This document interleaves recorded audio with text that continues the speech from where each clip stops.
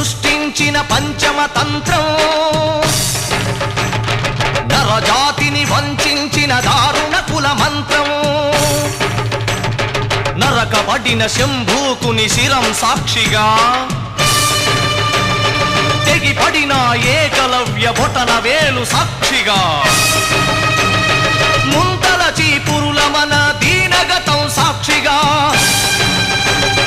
ప్రశ్నించిన ప్రతి చోట మహారక్ష